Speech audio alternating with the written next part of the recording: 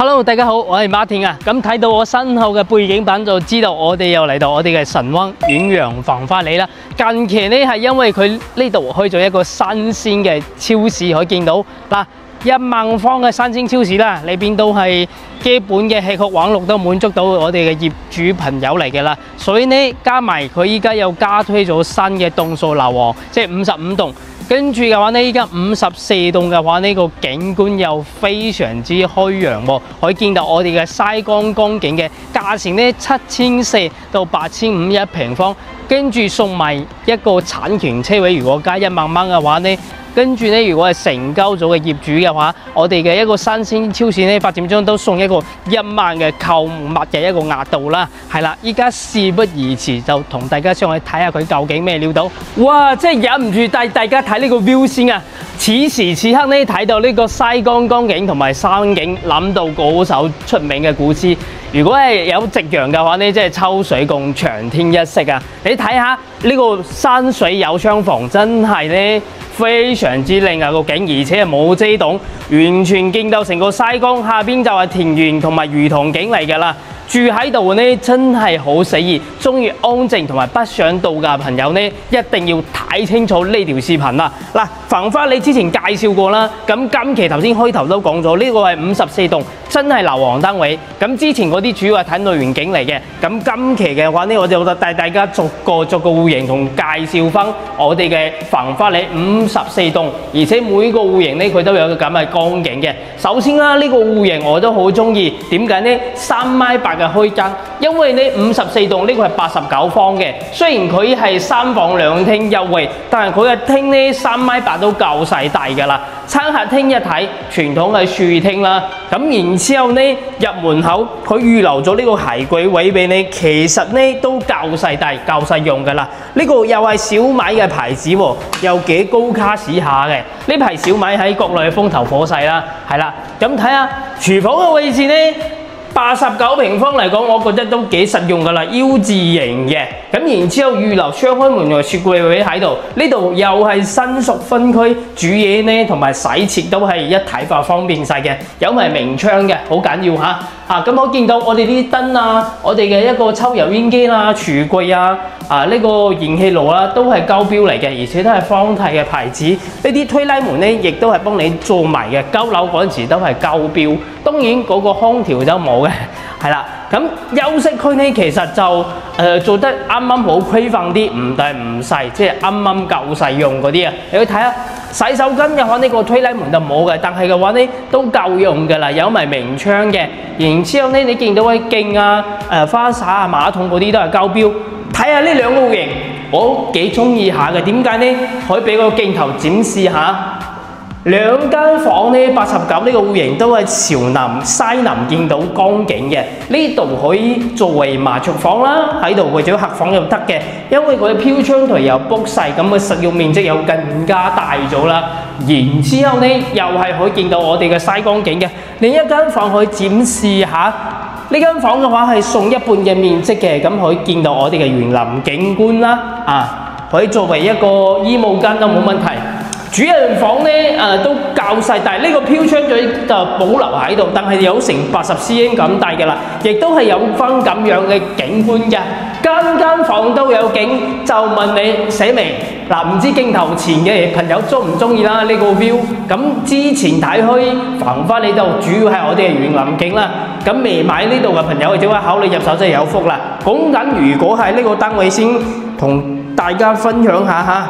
如果係我哋嘅54棟89呢個呢，大概佢就係7400到8500嘅均價。咁而且依家發展商又做翻嗰個低首期嘅活動啦。我哋取一個中間直體樓層嘅，如果係呢個8000蚊一方，大概就72萬唔到。跟住呢首期都係3萬蚊可以上車，當然係針對特定嘅樓層。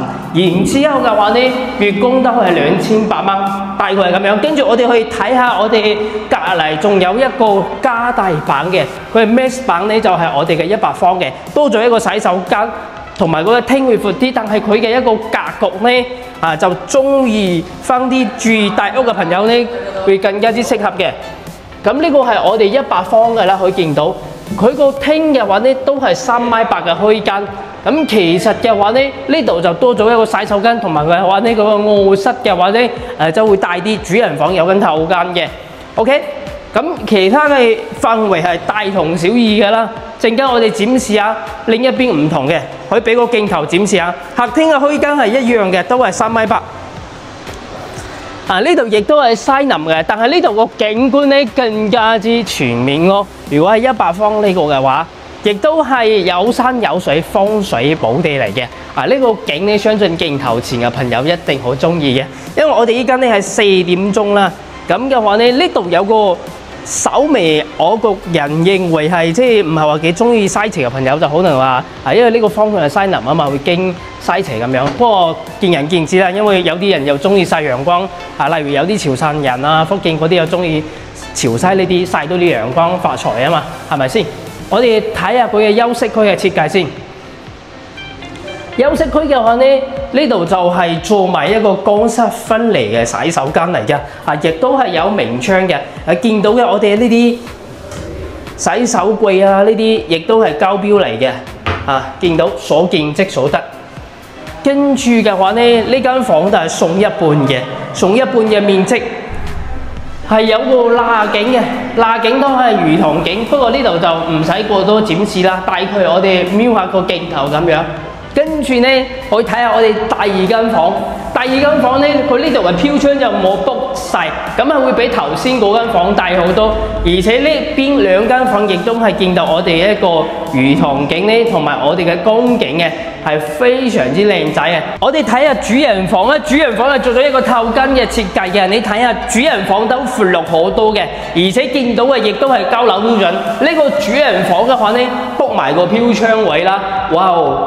瞓醒我朝下咧，啱入瞓，你見到嘅都係呢個景觀啊！日出嘅話咧就係山景同埋江景，眯埋眼瞓覺都係山景同埋江景。問你死未？咁咪即係瞓喺啲咁嘅房裏邊啦，住喺啲咁嘅樓房係帶翻開度㗎。呢啲係好死意嘅，有啲咁嘅景觀。因為呢啲樓喺香港即係分分鐘要過幾千萬嘅。如果喺話港島啊嗰啲類似貝沙灣嗰啲1億都正常。咁喺呢度嘅話咧，呢個單位計落嚟，我睇下幾錢先，同各位朋友計下。如果係8000蚊呢個一平嘅話咧，就80萬咁上下。咁睇翻樓層嘅，睇翻樓層越高越貴嘅。OK， 咁然之後嘅話咧，做低手期佢都係3萬零蚊。跟住佢如果係做低手期月供借77蚊，咁都係3200蚊。咁其實有啲 friend 咧，類似我有啲業主喺香港，經常一家大細好中意去 hotel 做翻嗰啲staycation 嘅。但係你翻嚟大灣區住個酒店，亦都係好啲嘅，質素靚啲嘅，都要1000蚊啦。喺珠海或者近關口嗰啲，我哋澳門都要2-3千蚊。咁你一個月翻嚟一次，呢度月供都係3200啊嘛。咁你俾少少首期。咁就可以買到咁嘅1000尺豪宅，而且有咁靚嘅一個景觀，加之埋佢呢度翻關口都係半個鐘嘅啫。另外嘅話咧，佢呢度大概明年嘅1月份就交樓，其實半年嘅時間嘅啫。樓其實係起好晒，已經係獻樓㗎啦。佢依家成棟樓就整緊裝修，真內部裝修啫。跟住嘅話咧，即係睇完呢條片啦，有興趣嘅朋友就 follow 我嘅 channel， 喺下方可以留言啦。因為彷彿你呢個樓盤屋苑，我之前都影過片嘅啦。咁之前睇過嘅朋友大概都知道呢度係中山嘅，都係中山市嘅香港啦。因為都有成3000戶嘅香港業主，同埋有樓包翻到香港各區嘅。咁睇完呢條片有興趣嘅朋友呢，就喺下方留言啦。咁我就帶大家去睇下佢另外2個戶型係大啲嘅，係去到1100尺同埋1200尺嘅。事不宜遲，睇我哋係下一期節目啦，拜拜。